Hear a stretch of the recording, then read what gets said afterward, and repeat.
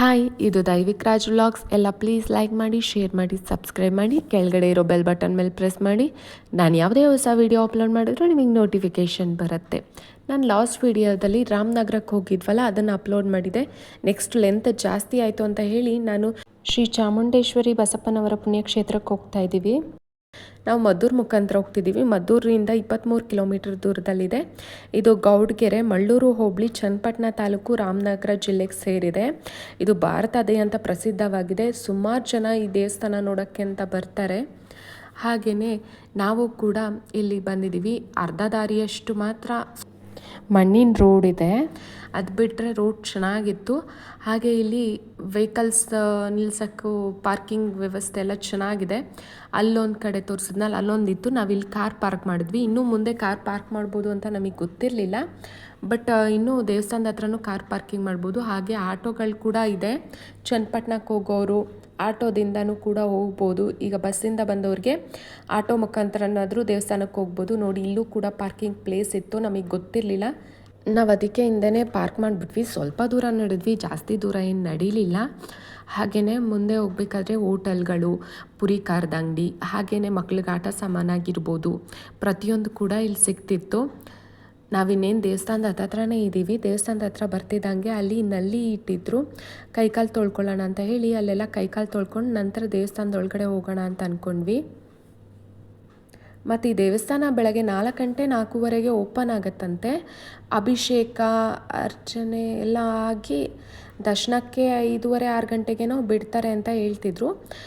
ಮತ್ತು ರಾತ್ರಿ 9 ಗಂಟೆ ತನಕನೂ ದೇವ್ರ ದರ್ಶನ ನಡೆಯುತ್ತೆ. ಪ್ರತಿದಿನ ದೇವಸ್ಥಾನ ಓಪನ್ ಇರುತ್ತಂತೆ. ಅಲ್ಲಿ ನಾವು ಒಬ್ರನ್ನ ವಿಚಾರಿಸಿದ್ವಿ, ಅವ್ರು ಹಂಗಂತ ಹೇಳಿದ್ರು. ನೋಡಿ, ನಾವು ಎಂಟ್ರೆನ್ಸಿಗೆ ಬಂದ್ವಿ. ಈಗ ಆ ಬಲ್ಭಾಗದಲ್ಲಿ ಪೂಜೆ ಸಾಮಾನೆಲ್ಲ ಇಟ್ಟಿದ್ದಾರೆ.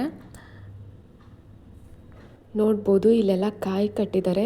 ಹರಕೆ ಕಟ್ಕೊಂಡು, ಈಗ ಹರಕೆ ಯಾರಿಗಿರುತ್ತೆ ಅವರು ಇಲ್ಲಿ ಬಂದು ಕಾಯಿ ಕಟ್ತೀನಿ ಅಂತ ಅಂದ್ಬಿಟ್ಟು ಕಾಯಿ ಕಟ್ತಾರೆ. ಇಲ್ಲಿ ತೋರಿಸ್ತಿದ್ದೀವಲ್ಲ, ಇಲ್ಲೇ ಬಂದು ಟಿಕೆಟ್ ತೊಗೋಬೇಕು. ಅಲ್ಲೇ ಕಾಯಿ ಕೊಡ್ತಾರೆ. ಆ ಕಾಯಿನೇ ತೊಗೊಂಡು ಬಂದು ನೀವು ಇಲ್ಲಿ ಕಟ್ಟಬೇಕು.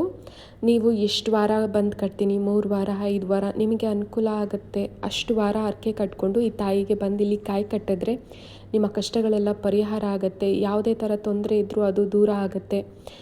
ಹಾಗೆಯೇ ನಾವು ಕೂಡ ಮೊದಲು ದೇವ್ರ ದರ್ಶನ ಮಾಡೋಣ, ಆಮೇಲೆ ಕಾಯಿ ಕಟ್ಟೋಣ ಅಂತ ಹೇಳಿ ದೇವ್ರ ದರ್ಶನಕ್ಕೆ ಅಂತ ಹೊರಟ್ವಿ. ನೋಡ್ಬೋದು, ಸುತ್ತ ಕೂಡ ಕಾಯಿಗಳನ್ನ ಕಟ್ಟಿದ್ದಾರೆ.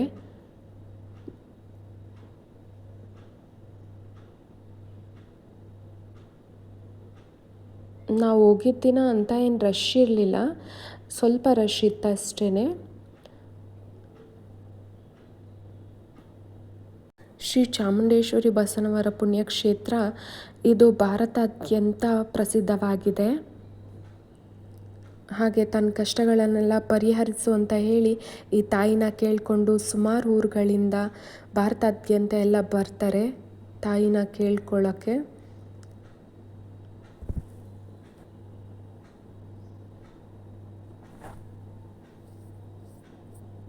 ಹಾಗೆ ನೋಡ್ಬೋದು, ಸುತ್ತ ಎಲ್ಲ ಹೀಗೆ ದೇವ್ರನ್ನ ಕೇಳ್ಕೊಂಡು ಕಾಯಿಗಳು ಸುಮಾರು ಜನ ಕಟ್ಟಿದ್ದಾರೆ. ಇಲ್ಲಿ ಬಸವನ ನೋಡಿ ನಾವೆಲ್ಲೋ ನಿಜವಾದ ಬಸವ ಇರಬೇಕೇನೋ ಅಂತ ಅಂದ್ಬಿಟ್ಟು ನೋಡ್ತಾನೆ ಇದ್ವಿ. ಬಟ್ ಅದು ಏನು ಅಲ್ಲಾಡಲಿಲ್ಲ, ಏನಿಲ್ಲ. ನಾವು ಇದೇನು ಬಸವ ಅಲ್ಲಾಡ್ತಾ ಇಲ್ವಲ್ಲ ಅಂದ್ಕೊಂಡ್ವಿ. ಆಮೇಲೆ ಗೊತ್ತಾಯಿತು ಅದು ಸ್ಟ್ಯಾಚು ಅಂತ ಹೇಳಿ ಗೊಂಬೆ ಮಾಡಿ ನಿಲ್ಲಿಸಿದ್ದಾರೆ ಅಂತ. ತುಂಬ ಆಕರ್ಷಣವಾಗಿತ್ತು ಬಸವ ಅಂತೂ. ನಿಜವಾದ ಬಸವನೇ ಇರಬೇಕು ಅಂತ ಏನೋ ನಾವು ತಿಳ್ಕೊಂಡಿದ್ವಿ. ಮತ್ತು ದೇವಸ್ಥಾನದೊಳಗಡೆ ನಮಗೆ ವಿಡಿಯೋ ಅಲೋ ಇರಲಿಲ್ಲ, ಅದರಿಂದಾಗಿ ನಾನು ದೇವಸ್ಥಾನದೊಳಗಡೆ ವಿಡಿಯೋ ಮಾಡೋಕ್ಕಾಗಲಿಲ್ಲ. ಹಾಗೆಯೇ ದೇವಸ್ಥಾನದಿಂದ ಆಚೆ ಬಂದ್ವಿ. ನಾವು ಆಚೆ ಬರ್ತಿದ್ದಂಗೆ ಅಲ್ಲಿ ಆಂಜನೇಯ ಸ್ವಾಮಿ ವಿಗ್ರಹ ಇತ್ತು. ಅಲ್ಲಿಗೆ ನಾವು ಕಾಯಿನ್ಗಳು ಅಂಟಿಸಿದ್ರೆ ಅದು ಅಂಟ್ಕೊಂಡ್ರೆ ನಾವೇನೇ ಕೇಳ್ಕೊಂಡು ಅಂಟಿಸಿದ್ರು ಅಂಟಿದ್ರೆ ಅದು ನೆರವೇರತ್ತೆ ಅಂತ ಹೇಳಿ, ಇಲ್ಲ ಅದು ಅಂಟಲಿಲ್ಲ ಅಂತಂದರೆ ಅದು ನೆರವೇರಲ್ಲ ಅಂತ ಹೇಳಿ ಇಲ್ಲಿ ಸುಮಾರು ಜನ ಕಾಯಿನ್ಸ್ಗಳನ್ನ ಅಂಟಿಸ್ತಿದ್ರು. ಹಾಗೂ ನಮ್ಮನೆಯವರು ಕೂಡ ಅಂಟಿಸ್ತಿದ್ದಾರೆ. ನೆಕ್ಸ್ಟು ನಾವು ಹೊರಟಿದ್ದು ಶ್ರೀ 60 ಅಡಿ ಎತ್ತರದ ಶ್ರೀ ಚಾಮುಂಡೇಶ್ವರಿ ತಾಯಿನ ನೋಡೋಕ್ಕೆ ಅಂತ ಹೇಳಿ. ಇಲ್ಲಿ ಹೋಗ್ಬೇಕಾದ್ರೆ ಬಂಡೆಗಳ ಥರ ನಿರ್ಮಿಸಿದ್ದಾರೆ. ಅಲ್ಲಿ ಪ್ರಾಣಿಗಳೆಲ್ಲ ಇತ್ತು, ಹುಲಿ, ಸಿಂಹ, ಜಿಂಕೆ ಈ ಥರ ಎಲ್ಲ ಹಾಕಿದ್ರು. ಹಾಗೆ ವಿಷ್ಣುವಿನ 10 ಅವತಾರಗಳನ್ನ ಕೂಡ ಪ್ರತಿಷ್ಠಾಪನೆ ಮಾಡಿದರು. ನೋಡೋಕ್ಕಂತೂ ತುಂಬ ಆಕರ್ಷಣೀಯವಾಗಿತ್ತು. ಕೆಳಗಡೆ ಮ್ಯೂಸಿಯಂ ಕೂಡ ಇತ್ತು. ನಾವು ಮ್ಯೂಸಿಯಮ್ಗೆಲ್ಲ ಹೋಗಲಿಲ್ಲ.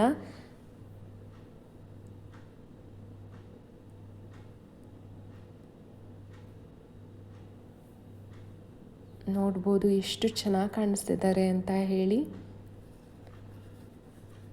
18 ಕೈಯಲ್ಲಿ ಆಯುಧಗಳನ್ನ ಇಟ್ಕೊಂಡಿದ್ದಾರೆ.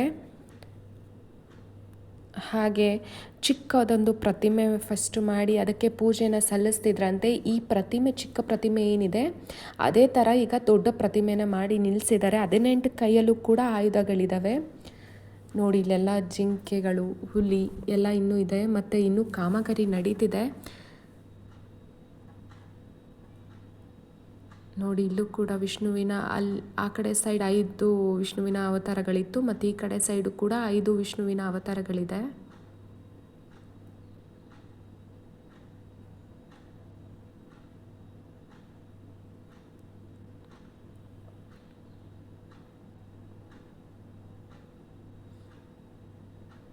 ಮುಂದೆ ಕೂಡ ಚಾಮುಂಡೇಶ್ವರಿ ತಾಯಿ ಅಮ್ಮನವರ ವಿಗ್ರಹ ಇತ್ತು. ಅಲ್ಲಿಗೆ ಹೋಗ್ಬಿಟ್ಟು ಕೈ ಮುಗಿಯೋಣ ಅಂತ ಹೇಳಿ ಅಲ್ಲಿ ಹೋಗಿ ಅಲ್ಲೆಲ್ಲ ಅರಿಶಿನ, ಕುಂಕುಮ, ಹೂವು ಪ್ರತಿಯೊಂದು ಹಾಕಿ ತಾಯಿಗೆ ಕೈ ಮುಗಿತಿದ್ರು. ನಾವು ಕೂಡ ಹೋಗಿ ಆ ತಾಯಿಗೆ ಕೈ ಮುಗಿದ್ವಿ. ಮತ್ತು ಇಲ್ಲೇನೇ ಕಷ್ಟಗಳಿದ್ರು ನಾವು ಉಪ್ಪನ್ನ ತಗೊಬಂದು ಹಾಕಿದ್ರೆ ಆ ಕಷ್ಟಗಳನ್ನೆಲ್ಲ ಪರಿಹಾರ ಆಗುತ್ತೆ ಅಂತ ಹೇಳಿ ಇಲ್ಲಿ ಉಪ್ಪೆಲ್ಲ ಹಾಕಿದ್ದಾರೆ.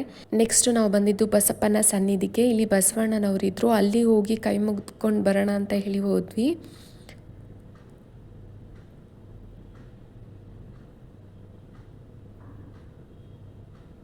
ಒಂಥರ ಖುಷಿ ಆಗುತ್ತೆ ಈ ಥರ ದೇವಸ್ಥಾನಗಳಿಗೆಲ್ಲ ಬಂದರೆ, ಮನಸ್ಸಿಗೂ ಕೂಡ ನೆಮ್ಮದಿ ಇರುತ್ತೆ.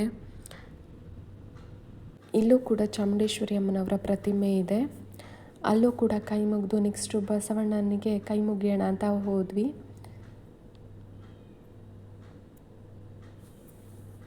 ನೋಡ್ಬೋದು ಇಲ್ಲೆಲ್ಲ ದೇವರಿಗೆ ಕೈ ಮುಗಿದು ಹೊರಡ್ತಿದ್ದಾರೆ. ನಾವು ಕೂಡ ಬಸವಣ್ಣನಿಗೆ ಕೈ ಮುಗಿದು ಆಚೆ ಬಂದ್ವಿ. ಇಲ್ಲಿ ಅನ್ನ ಸಂತರ್ಪಣೆ ಕೂಡ ಇತ್ತು.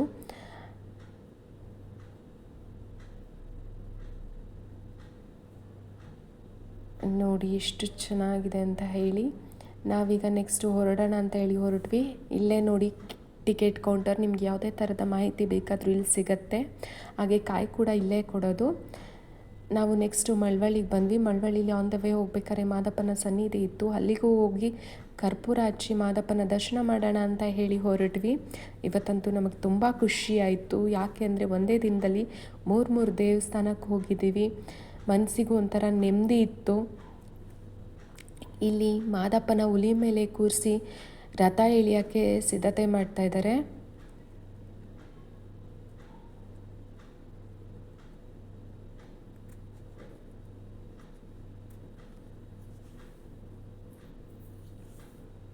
ದೇವಸ್ಥಾನದೊಳಗೆ ಹೋಗಿ ದೇವ್ರ ದರ್ಶನ ಕೂಡ ನಮಗೆ ಚೆನ್ನಾಗಾಯಿತು.